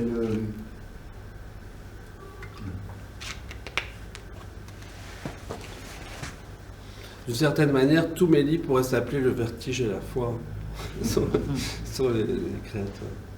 Avec une prédilection pour les mises en abîme, non? Parce qu'au fond, est-ce que regarder l'autre qui regarde, qui lui-même regarde l'autre qui regarde, enfin, il y a un mouvement en cascade d'observer, vous observez l'artiste observe son vertige et on est entraîné dans un... Et moi-même, c'est mon vertige qui m'a poussé vers l'artiste. Oui, voilà. Il y a une espèce de... Mais on a l'impression que ce qui se joue dans cette cascade, dans ces mises en abîme, c'est de circonscrire les bords de la faille. Enfin, que c'est à la fois plonger dedans et mettre des bords, mais en cascade. Dans un jeu de renvoi et en même temps d'approfondissement. Mais oui, mais c'est ce va-et-vient entre en soi et hors de soi, en fait. Ouais. Parce que si... Il y a une forme d'asphyxie si on reste uniquement avec ces choses-là en soi. Donc il y a une forme de volonté de communautariser ou de trouver le point de lien avec l'autre à travers ces expériences intérieures, en fait. Mais que l'art traduit à l'extérieur. C'est la fameuse phrase de Kandinsky qui disait que les artistes sont les chercheurs de l'intérieur dans l'extérieur. Et je pense que ça aussi, c'est un point commun entre tous les artistes sur lesquels je travaillais, c'est que c'est leur intériorité qu'on voit, en fait, quand on voit leur œuvre. Là, c'est manifeste que c'est le dernier tableau, on peut le lire vraiment dans ce sens-là. Enfin, surtout quand on le voit dans sa monumentalité et que l'être qu'il était à ce moment-là, fragile, il s'est noyé dans ce projet-là.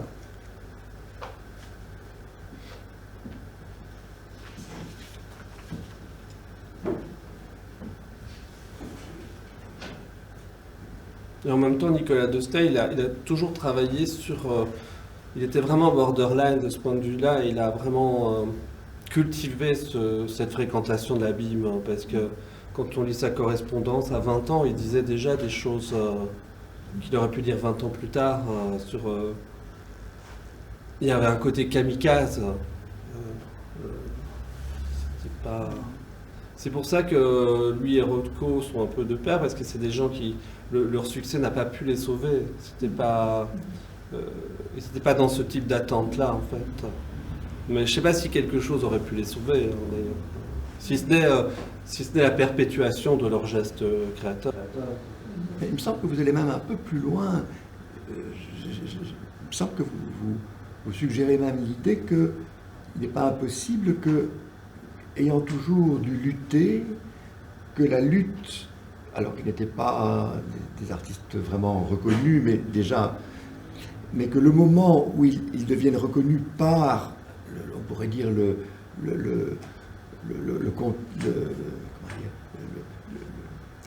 l'argent de la création artistique, sont des moments qui les déstabilisent.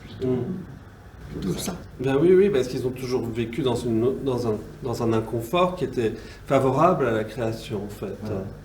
Et tout à coup d'être pris dans un système, en fait, qui prend en charge leur geste créateur, leur attente, enfin l'attente qu'on a... parce que Stahl et Rothko aussi, leur créateur, enfin leur galeriste, étaient en attente. Une fois que le marché s'était ouvert pour eux, ils les poussaient à la production. Donc c'était plus eux qui étaient à l'origine de leur œuvre, mais une attente extérieure, en fait, dans laquelle ils ne se reconnaissaient plus. Enfin, c'était même pas conscient, mais ils l'ont senti comme ça. Et puis en plus, on entre dans une forme d'existence par la reconnaissance, alors qu'ils ont toujours été dans un travail de l'intériorité, en fait. Et tout à coup, ils n'ont pas... pour eux, ça veut rien dire. Enfin, c'est même pas que ça veut rien dire, c'est que je pense qu'ils... Comme si ça avait détruit la foi, quelque chose du côté de la foi. Sans doute que ça vient ébranler la foi. Ça vient la questionner, en tout cas. Elle qui était là, spontanée à l'origine, elle était interrogée, en tout cas. Oui, c'est comme si on avait enlevé le pilier qui tenait... Je pensais à deux choses dans les associations où quand vous avez parlé de Beckett et de Friedrich et qu'on voit sa fascination pour ce tableau de cet homme qui regarde la mer du nuage ou la brume, je me disais, parce qu'on parle d'abîme, là il est aussi au bord de l'abîme et que sortir de l'enfermement ou de la claustrophobie, de la relation à sa mère, peut-être... Il y avait aussi quelque chose de ça, mais alors on se retrouve au bord de l'abîme quand même, et on peut tomber. Et alors je pensais à un petit enfant que j'ai vu récemment avec sa famille, qui était déprimé, un petit enfant de 3 ans, école, écrivait, enfin, il avait perdu sa joie de vivre, il était très en retrait, comme ça, sans que ce soit un retrait autistique, mais il était quand même fort en retrait. Et il y a eu beaucoup de choses, la naissance de sa petite sœur, sa grand-mère qui avait fait une récidive d'un cancer gravissime, qui était probablement en train de mourir, la dépression de sa mère du coup. Vraiment, on parlait de tout ça avec ses parents, et cet enfant, tout d'un coup, ce petit enfant, il est venu vers moi et il m'a dit « je tombe, je tombe ». Et il a mimé ça devant moi. Et il s'est allongé par terre et il m'a dit « je tombe ». Alors, je trouvais, ça me fait penser à ça, à ces angoisses de chute, ce sentiment de tomber dans l'abîme, dans un mouvement dépressif, peut-être la foi. Il y a quelque chose de quoi un peu plus. C'est étonnant d'ailleurs que ça se manifeste si tôt. Oui. Il m'a beaucoup touché ces angoisses de chute. Mais dans les 2 derniers tableaux de Stahl, la cathédrale, c'est quand même ce qui va vers le ciel. Et quand même la précipitation. Alors, il n'est pas le seul qui choisit ce moyen-là pour se suicider. Enfin, quand même, la précipitation. Avant ça, il avait essayé de prendre des médicaments, quand même. Et s'est la jeté, précipitation. non, Oui. Il s'est jeté. Oui, mais il n'était pas si haut, donc il a vraiment eu un élan pour que sa chute soit mortelle, en fait. Oui, alors dans le livre, je pense que je le mets en parallèle avec un autre tableau qu'il a fait au même moment, qui est le bureau, la table de l'artiste. Donc parce que c'est un peu ça, la cathédrale, c'est le lieu où il va mettre cette intériorité et lui donner, la transcender en fait. Et, mais c'est un peu comme déjà une nostalgie, j'ai l'impression. La nostalgie de ce lieu qui aurait pu abriter,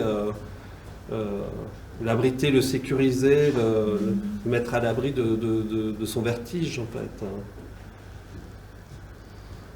Oh bah oui, d'ailleurs j'avais oublié. Le fond est vraiment noir comme ça en fait. Hein, J'en sais rien, c'est ce que j'ai pêché sur internet.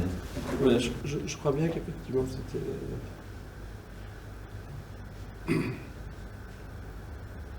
Bon, c'est des artistes qui avaient aussi déjà chacun un lien très fort avec la spiritualité, Rothko et Stahl.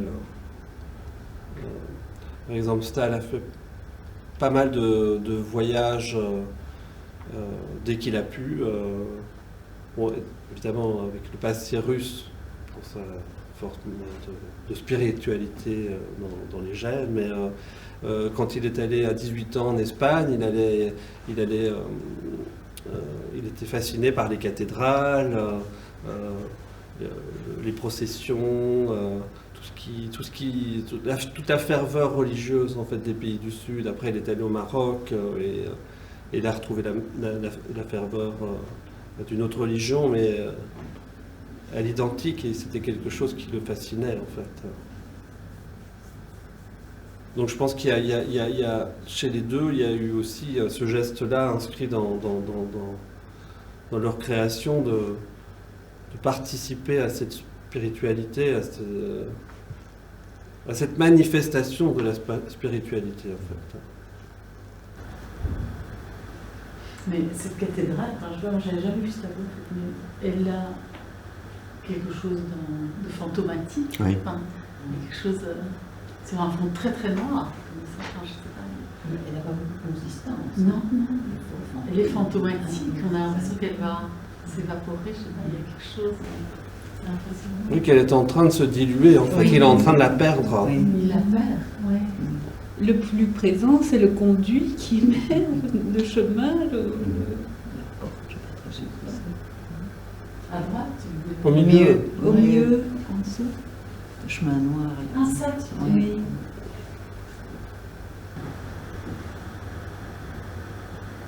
Oui, vous avez aussi quelques pages sur le... Bon, parce qu'apparemment, enfin, Rothko et Stahl ne se sont jamais vraiment rencontrés, mais en même temps, voilà, ça c'est les multiformes de Rothko, donc 1948. Dans ces mêmes années, de Stahl, début des années 50, il va à New York, je crois, aux États-Unis en tout cas, où il voit une exposition, une rétrospective de Rothko. Non, ça c'est moi qui mets l'hypothèse que c'est possible. Et donc ça, c'est de Stahl revenant des États-Unis qui peint un coin d'atelier. Voilà. Je trouve enfin, on voit quand même les éléments de rapprochement, en tout cas, entre les possibles, bien que la plus grande partie de leur œuvre soit complètement différente et distincte, mais c'est intéressant de voir quand même Et alors, peut-être je voulais, parce que le temps passe et on arrive tout doucement à la fin, mais je voulais peut-être revenir quand même sur ce livre sur Rothko qui m'avait tellement impressionné, et où, enfin pour moi, il y a deux moments où vous écrivez des choses, je trouve, très fortes. C'est le moment où vous allez voir la grande rétrospective Rothko à la Tate à Londres, et où là, vous passez plusieurs jours, donc vous allez voir l'exposition, et puis vous en sortez, et puis le lendemain, vous y retournez. Enfin, il y a toutes ces impressions, donc ça, c'est un premier moment. Je vais peut-être lire c'est plusieurs pages sur l'exposition, donc 2008-2009. Et alors, vous en rendez... Vous êtes dans une sorte, enfin, vous décrivez une sorte d'état de transe, moi je ne peux pas le dire autrement que ça, avec des phrases très courtes, hachées, désarticulées. Vous dites bruissement d'avant la voix, La lumière se jette sur l'ombre, le sang colore la vue. Tout à coup, je ne reconnais plus ce que je croyais observer. Apaisement, impression d'une absence lunaire. Et alors, vous décrivez la nuit qui suit, et vous dites éclairage de la rue, espace réduit de ma chambre, bruit incessant, coups contre les murs, rêve visqueux. Enfin, c'est très, très, très fort, je trouve, la manière dont vous décrivez en mots l'état dans lequel vous vous trouvez pris. Le lendemain, vous retournez à la tête, vous dites « Je me suis installé devant le panneau noir numéro 1, je n'arrive à fixer aucune pensée. » N'est-ce pas justement ce que vise l'art de Rothko, rendre toute pensée inefficace? Puis vous poursuivez « Commencer à ne pas être, la couleur s'enfonce en elle-même, il n'y a plus de dualité, plus de goût, corps effacé dans un lieu sans nom, réalité inconnue. » Enfin, je trouve que cette description que vous faites, et alors le livre se termine, je trouve, dans le même registre, dans votre visite de la chapelle de Houston, où là aussi vous retournez à plusieurs reprises. Vous avez emmené un petit livre de maître Eckhart, donc ce philosophe dont Rudy Vermoot a parlé dans son exposé sur Bion. Et vous écrivez donc dans la salle octogonale de cette chapelle, vous écrivez « La même où l'on avançait vers la disparition de la matière, une autre forme de vie apparaissait, une vie où la peur serait sans raison, une vie au-delà de la vie, une mort au-delà de la mort. » Et alors, une vie où la peur serait sans raison, je ne sais pas si vous venez, mais Rudy Vermoot, donc un collègue psychanalyste qui a fait un exposé en début de ce cycle de conférences, disait que pour lui, suivant Bion, dans le registre de l'infini, donc cette troisième zone, il n'y avait plus d'angoisse. Je ne sais pas si vous vous souvenez qu'il a dit ça. Je trouve ça intéressant, parce qu'on retrouve cette idée Alors, vous retournez le lendemain à la chapelle Rothko. Oui, ce vide devant moi, cette absence de forme, ce n'est pas rien. C'est une autre voie que celle éclairée par l'organisation matérielle des heures. C'est une autre part de l'être, cheminant dans l'ombre.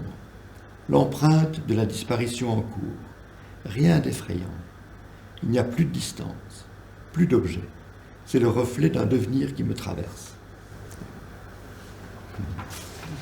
Vous avez raison de parler de transe, parce qu'en fait, c'est vrai qu'on se met dans un état, je me mets dans un état, par la fréquentation, pas excessive, mais assidue et finalement presque sans plus de séparation entre moi et les œuvres, où je laisse effectivement s'exprimer des choses qui peuvent n'être exprimées que dans cet état-là. Un peu comme des choses qui peuvent apparaître, par exemple, en fin de nuit. Quand il y a déjà eu tout le terreau du rêve, des fois on se réveille avec des mots comme ça très clairs, qui ne pourraient pas apparaître à d'autres moments que dans... peut-être que, je ne sais pas, il y a une espèce de... Tout à coup, le conscient laisse la place à une forme d'inconscient, en fait, dans la relation à... Donc... mais qui, je pense, est assez proche de l'état dans lequel met cette fréquentation des œuvres. Et en fait, aussi ce que j'essaie de dire à travers tous ces livres sur l'art, c'est aussi combien la fréquentation de l'art est une expérience à part entière, en fait, et pas une distraction ou une chose secondaire, annexe. C'est pour ça que je mets au cœur de mes livres, parce que souvent dans un roman c'est un épisode secondaire, et dans ma vie, comme je pense d'ailleurs dans la vie de beaucoup de gens, et pas que des gens qui sont que spécialistes ou concernés ou du milieu de l'art. Là, j'avais fait un documentaire pour France Culture sur l'irrésistible attrait de l'art, et des fois j'ai interviewé des gens vraiment lambda dans un musée, et tout à coup une dame qu'on n'aurait pas pu deviner, elle a laissé parler tout l'attachement à ce que représentait l'art dans sa vie, et c'était immense en fait, c'était vraiment une lumière dans sa vie qui l'orientait. Donc c'est ça que j'ai envie de de partager, c'est combien l'expérience de l'art est une expérience à part entière, formatrice, émancipatrice, fondamentale dans un parcours, aussi fondamentale que tout autre type d'expérience qu'on peut vivre. À cet égard-là, ce qui me semble, quand on voit les auteurs, parce que je n'ai rien lu de votre œuvre, en fait, j'ai l'impression qu'elle porte quand même sur cette tranche de l'art qui engage la modernité jusqu'à aujourd'hui. Qu'est-ce que la modernité fait à l'art? Et on pourrait peut-être voir dans vos travaux quelque chose qui serait le discours de l'amateur. Comme Descartes qui fait un discours de la méthode, un discours de l'amateur. Qu'est-ce que c'est que aimer l'art? Et qu'est-ce que c'est que aimer l'art quand l'art est entré dans la modernité et qu'il risque d'être menacé par la consommation, comme c'est parfois le cas de la postmodernité? Et qu'est-ce que c'est que être amateur quand l'art lui-même, d'une certaine façon, est menacé? Parce que il y a une dimension, je trouve, dans tous vos propos, effectivement, de mise en abîme, quelque chose de fractal aussi, où ce qui est engagé se répète, hein, entre l'artiste et l'œuvre, entre vous et ce qui se passe entre l'artiste et l'œuvre. Il y a ça se répète comme ça. Et on pourrait, je trouve, recevoir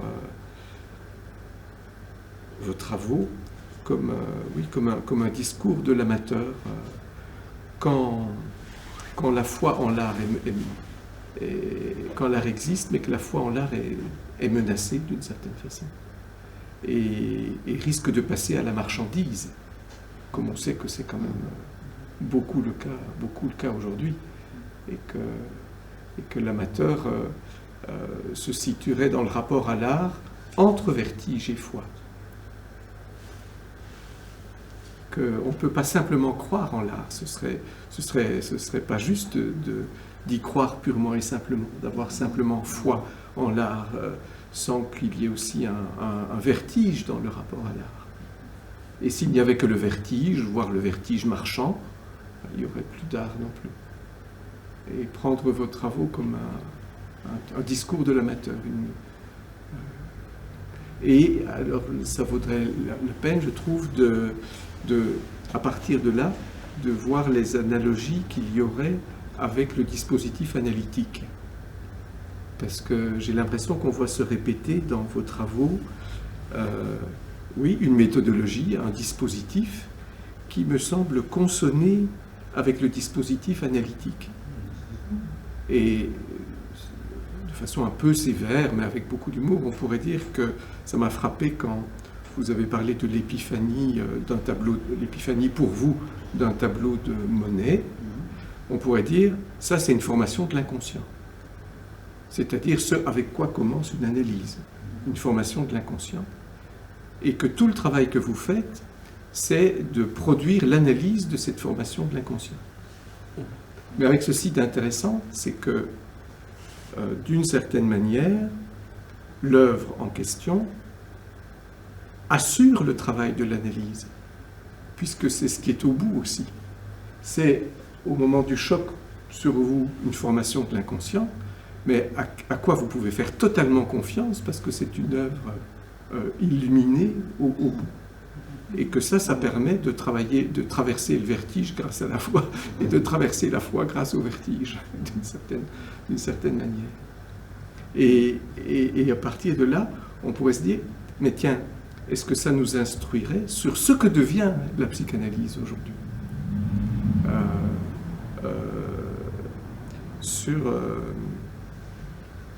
Oui, c'est ça, sur quel est le devenir qu'une analyse peut proposer à un analysant. J'ai l'impression que comme s'il s'agissait de devenir l'amateur des symptômes avec lesquels on arrive en analyse. Et ça change l'analyse, ça change la définition que l'analyse peut se donner d'elle-même. Oui, ça, c'est vrai, ça. Finalement, tout le travail est là, en fait. Mais vous n'avez pas du tout tort avec l'expression amateur, parce que dans mon texte sur Goya, le texte d'ouverture, enfin, une sorte de préface, s'appelle « Portrait de l'écrivain en amateur de peinture ». Et oui, tout ça, voilà, oui. J'aurais encore une petite... j'ai écouté tout ce que vous avez dit, notamment avec quelques catégories mises en place philosophiquement par Deleuze autour du virtuel, du potentiel, de l'actuel. Et alors je me suis demandé si on ne pouvait pas... oui, c'est ça, recevoir ce que vous dites de votre travail de la façon suivante, au fond. Vous montrez, je trouve, que les œuvres d'art, c'est un potentiel incroyable. C'est un potentiel, et qu'il s'agit de creuser, de se saisir de ce potentiel, et de le creuser jusqu'à ce qui est en amont du potentiel, dirait Deleuze, et qui est de la pure virtualité. De la pure virtualité. Et ça rejoint un peu ce que tu introduisais entre la forme, l'informe, et que le potentiel, il est déjà formé. Mais il s'agit de remonter au virtuel de ce potentiel, et qu'il y a là une puissance de communauté, une puissance de partage, où c'est une puissance à la fois de désidentification et d'identification, qui va permettre alors peut-être à l'amateur de se soutenir dans les actes de rester vivant, par exemple. Et je trouve que ces catégories-là, virtuelles, potentielles, actuelles, ça peut être des outils pour accompagner votre travail, enfin, en rendre compte d'une certaine manière. Oui, c'est vrai. C'est vrai que c'est pas... d'une certaine manière, je prends pas beaucoup de risques en allant vers certaines œuvres, parce qu'elles ont ce potentiel, effectivement. Et si on se donne la peine effectivement d'aller vers ce virtuel, comme vous dites, il y a quelque chose au bout. Et ce qui est assez aussi réconfortant, mais ça c'est pas dans les livres, enfin bien que je reviens sur des artistes, c'est que ces artistes sur lesquels j'ai travaillé, je m'en lasse jamais, en fait. C'est comme si c'était une famille que je me constituais. Et bon, par exemple, Monet, il se fait que j'ai écrit ce texte en 2007 et qu'il y a 2 ans, je me suis installé pas très loin de chez lui, en fait. Donc il y a quand même une espèce de relation qui continue, qui se perpétue, qui se répète. Et la famille s'agrandit, et ça, le même processus de répétition continue, parce que par exemple Goya, j'ai écrit une fiction pour France Culture, maintenant il y en a d'autres sur lesquels j'ai aussi écrit des fictions, enfin, je les reprends, je continue ma relation avec eux, en fait. Il y a des rivalités fraternelles entre eux?